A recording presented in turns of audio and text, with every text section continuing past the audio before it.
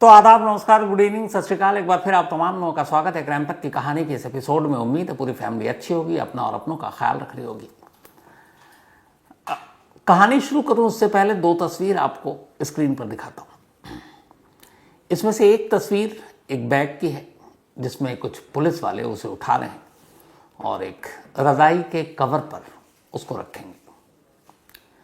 दूसरी तस्वीर, ये जो पहली तस्वीर है जो पुलिस वालों की, ये दिन के उजाले की है। दूसरी तस्वीर रात के अंधेरे की है। एक शख्स एक बैग लेकर, ट्रॉली बैग है वो बड़ा सा, और रात के अंधेरे में जा रहा है कहीं। अब ये जो दोनों तस्वीरें, इसमें कॉमन बात यह है कि इन दोनों तस्वीरों में बैग एक ही है। जो पुलिस वाले दिन के उजाले में खोल रहे हैं, उस बैग में एक लड़की की लाश थी, और रात के अंधेरे में ये जो शख्स आपको बैग लेकर जाता हुआ नजर आ रहा है, इस बैग में भी एक लाश है, उसी लड़की की लाश। अब इस तस्वीर को देखकर सिर्फ एक सवाल मन में आता है, खासतौर पर आप इस पहली तस्वीर को देखिए, जो ये शख्स अंधेरे में ये बैग लेकर जा रहा है। अब सोचिए, इसके हाथ में एक बैग है, रात का वक्त है, 10 से 11 के दरमियान का वक्त है, और ये ट्रॉली बैग को सड़क पर घसीटता हुआ आराम से जा रहा है। इसके बॉडी लैंग्वेज को देखिए, इसकी चाल को देखिए, और सोचिए कि इस बैग को ले जाते हुए इसके मन में क्या चल रहा होगा। क्योंकि इस बैग में कोई ज़रूरत की चीज़ें, रोज़मर्रा के इस्तेमाल की चीज़ें, ऐसी कोई चीज़ नहीं है। और ये भी नहीं कि ये बंदा किसी सफ़र पर निकला हो, कि कहीं और दूसरे शहर जा रहा हो, उसमें बैग में ज़रूरी सामान है। उसे पता है असलियत कि इस वक्त जिस बैग को लेकर वो जा रहा है, उस बैग के अंदर एक लाश है। तो बैग में लाश लेकर जाते हुए उसके मन में क्या चल रहा होगा? अगर इसके बॉडी लैंग्वेज से या इसकी चाल से समझने की कोशिश करें तो मायूसी हाथ लगती है, क्योंकि अंदाजा ही नहीं हो रहा कि इस वक्त ये शख्स एक लाश को बैग में रखकर जा रहा है। अब दिमाग में क्या है वो तो मुझे पता नहीं, लेकिन हाव भाव से हम लोग अंदाजा नहीं लगा सकते। ये इसलिए आपको बता रहा हूं कि कभी इस तरीके से कोई शख्स कोई बैग लेकर, वो भी रात में, अर्ली मॉर्निंग, और इस तरीके से आराम से टहलता हुआ जैसे एक नॉर्मल इंसान किसी सफ़र पे निकलता है लेकर जा रहा हो, तो हम ये आप अंदाज़ा ही नहीं लगा पाएंगे कि उस बैग के अंदर क्या है और वो कहाँ ले जा रहा है। एक कातिल की केस स्टडी के तौर पर यही छोटी छोटी चीज़ें बड़ी काम आती हैं। तो इस बैग को देखकर आप वैसे ही अंदाज़ा भी नहीं लगा सकते कि ये शख्स एक बैग को लेकर इस वक्त कहाँ जा रहा और इस बैग के अंदर क्या है, जबकि उस बैग के अंदर एक लाश थी। और अब पेश है पूरी कहानी, इस बैग की कहानी, इस लाश की कहानी। इस कहानी की शुरुआत होती है 1 मार्च को। वक्त करीब सुबह के 11 बजे थे, सैटरडे का दिन, और ये रोहतक के पास, रोहतक दिल्ली हाईवे के करीब एक फ्लाईओवर है, उसके नीचे थोड़ी सी झाड़ियां हैं। इस झाड़ी के करीब एक काले रंग का बड़ा सा बैग पड़ा था। एक राहगीर वहां से गुजरता है, उसकी नज़र बैग पर पड़ती है, उसे कुछ शक होता है। वैसे भी आजकल देश के अलग अलग हिस्सों में ऐसे बैग जो लावारिस मिल रहे हैं, उसको देखते ही शक होना शुरू हो जाता है, क्योंकि इतनी लाशें बैग से मिल चुकी हैं अलग अलग शहरों से कि अब अंदाज़ा लगा लिया जाता है। तो उसी शक के बिना पर वो राहगीर पुलिस को फ़ोन करता है, पुलिस की टीम फौरन मौके पर आती है, फिर फॉरेंसिक की टीम आती है, बैग को खोलते हैं। बैग के ऊपर एक रज़ाई का कवर था। पुलिस उस कवर को बाहर निकालती है, उसे बिछाती है, और फिर पूरा बैग खोलती है। अंदर ठूसी हुई एक लाश थी, एक लड़की की लाश। अब पुलिस आसपास में और चीज़ों को देखती है, पर कोई ऐसा सबूत नहीं मिलता जिससे उस लाश की शिनाख्त हो। पुलिस मौके की तलाशी लेने के बाद लाश को मोर्चरी भेज देती है। दोपहर से शाम हो जाती है, लाश की शिनाख्त नहीं होती है। तभी रोहतक जैसे इलाके में शाम तक खबर फैल गई कि एक बैग में लाश मिली है। तो वहाँ की एक पुलिस ने उस लाश की तस्वीर खींच ली थी। इत्तेफाक से वहाँ के जो एक एमएलए हैं, उन तक की तस्वीर पहुँची। उन्होंने वो तस्वीर देखी और उन्होंने उसे पहचान लिया। उन्होंने कहा ये तो हिमानी नरवाल नाम की एक लड़की की लाश है, जिसकी उम्र 24 साल है, और वो इसलिए जानती थी कि ये रोहतक की कांग्रेस की एक कार्यकर्ता थी। अब जब पुलिस को ये पता चला तो ये हुआ कि कहाँ रहती है, तो पता चला रोहतक के विजयनगर कॉलोनी में ही रहती है, किराए के घर में। पुलिस की एक टीम वहाँ जाती है, दरवाज़ा बंद था, लेकिन अब नाम पता चल चुका आस पड़ोस के लोगों के ज़रिए। फिर बात हुई कि बाकी फैमिली कहाँ है। देर रात होते होते आखिरकार हिमानी नरवाल की माँ का भी नंबर मिल जाता है। उनकी माँ सविता दिल्ली में अपने बेटे जतिन के साथ रहती थी। उनको खबर पहुंची, सुबह सुबह वो रोहतक पहुंच गई दिल्ली से। अस्पताल के मुर्दा घर पहुंची, लाश को देखा, शिनाख्त कर ली। अब पुलिस की तफ्तीश शुरू होती है। पुलिस उनकी माँ से पूछताछ करती है तो बताती हैं कि 27 फरवरी की शाम 4 बजे तक वो रोहतक में ही अपनी बेटी हिमानी के साथ थी। 4 बजे वो निकल गई और उसके बाद रात को उन्होंने फ़ोन किया हिमानी को, तब भी मोबाइल पे बात हुई। फिर उसने कहा कि नेक्स्ट डे 28 फरवरी को रोहतक में एक रोड शो है जिसमें कुछ बड़े कांग्रेसी लीडर आएंगे, तो वहीं बिजी होंगी और हो सकता है मैं मोबाइल पे बात कम करूं। ये उनकी आखिरी बातचीत थी। नेक्स्ट डे उन्होंने फ़ोन किया तो हिमानी का मोबाइल स्विच ऑफ था और फिर 1 मार्च को खबर ही आ गई। अब पुलिस ने तफ्तीश शुरू की। माँ के आने के बाद विजयनगर कॉलोनी के उस घर में गई, दरवाज़ा ताला तोड़ा गया, अंदर दाखिल हुए, लेकिन मौके से या घर से कहीं से भी हिमानी का मोबाइल नहीं मिला। अब वहाँ हिमानी का मोबाइल तो नहीं था, लेकिन उसका नंबर उनकी माँ के ज़रिए मिल गया। नंबर मिला तो उस नंबर के ज़रिए अब मोबाइल की सर्विस प्रोवाइडर जो कंपनी है, कॉल डिटेल रिकॉर्ड और ये सारी चीज़ें निकालने की कवायद शुरू हुई। अब इधर तफ्तीश चल रही है, उधर पुलिस जहाँ पे ये लाश मिली थी बैग पर, दिल्ली रोहतक हाईवे के करीब, वहाँ और जहाँ हिमानी रहा करती थी उस घर के करीब के सीसीटीवी फुटेज को खंगालती है। अब पुलिस की 2 टीमें एक साथ अलग अलग काम कर रही, एक मोबाइल के डिटेल निकाल रही और एक सीसीटीवी को खंगाल रही। उस पूरे रास्ते में जितने भी होटल, मेडिकल स्टोर, सरकारी दफ्तर, लोगों के घरों के प्राइवेट सीसीटीवी कैमरे, उन सबको खंगाला जाता है।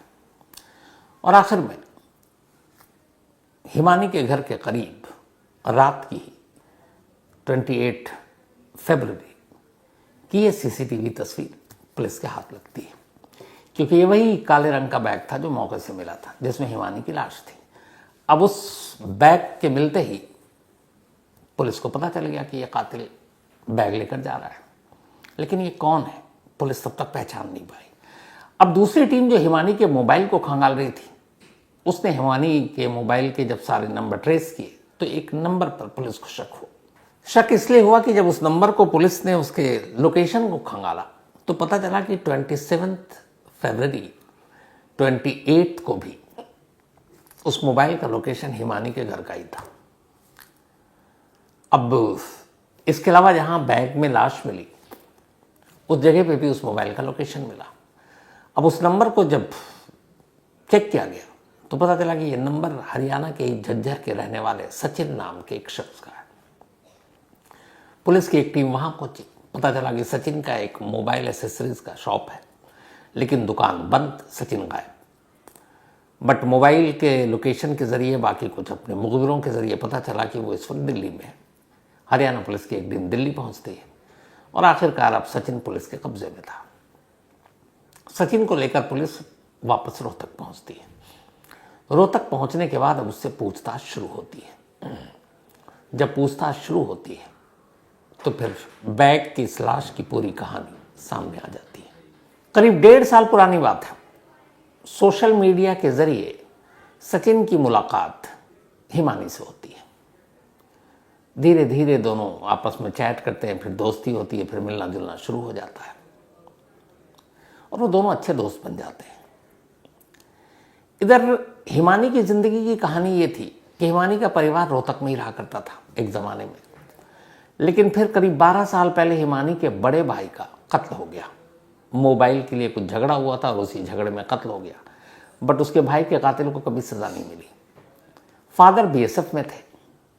बड़े भाई की मौत के बाद पिता ने भी खुदकुशी कर ली, अपनी जान दे दी, उन्होंने डिप्रेशन में थे। इन 2 सदमों से उबरने के लिए हिमानी की मां ने हिमानी और उसके छोटे भाई जतिन को लेकर रोहतक से दिल्ली का रुख किया और वो दिल्ली में आकर रहने लगी। लेकिन हिमानी जो है वो उसकी पढ़ाई हो रही थी रोहतक से। रोहतक से उसने पहले ग्रेजुएशन किया, फिर वहाँ के एक कॉलेज से लॉ की पढ़ाई कर रही थी, वकील बनना चाहती थी। लेकिन अचानक कुछ साल पहले उसकी दिलचस्पी राजनीति में हुई, पॉलिटिक्स में, और उसने रोहतक कांग्रेस ज्वाइन कर लिया। सब कुछ ठीक चल रहा था। 2023 में राहुल गांधी ने भारत जोड़ो यात्रा शुरू की थी और तब ये यात्रा रोहतक पहुंची और उसी भारत जोड़ो यात्रा में रोहतक से हिमानी भी राहुल गांधी के साथ जुड़ गई। बाद में राहुल गांधी ने अपने सोशल मीडिया हैंडल से बाकायदा हिमानी के साथ अपनी तस्वीर भी शेयर की थी उस भारत जोड़ो यात्रा की, और यहीं से हिमानी थोड़ी रोहतक में मशहूर हो गई। फिर धीरे धीरे उनके तमाम बड़े नेताओं के साथ भी तस्वीरें सोशल मीडिया पर आने लगी। इसके अलावा वो सोशल मीडिया पे काफ़ी एक्टिव भी थी, लॉ की पढ़ाई भी चल रही थी।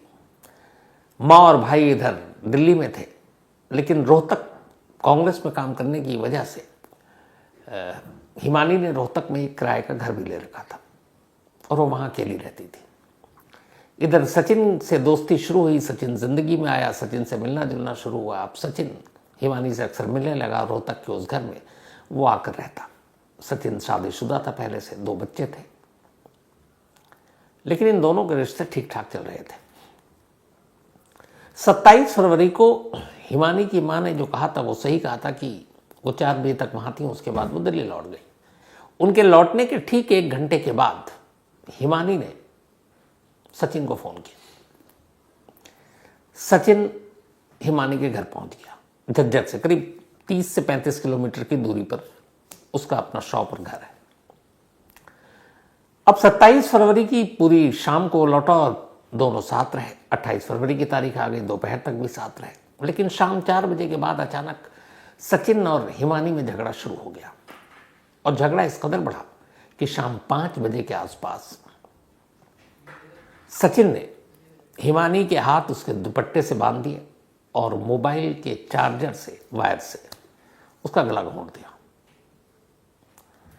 कत्ल करने के बाद अब उसे कुछ समझ में नहीं आया क्या करे।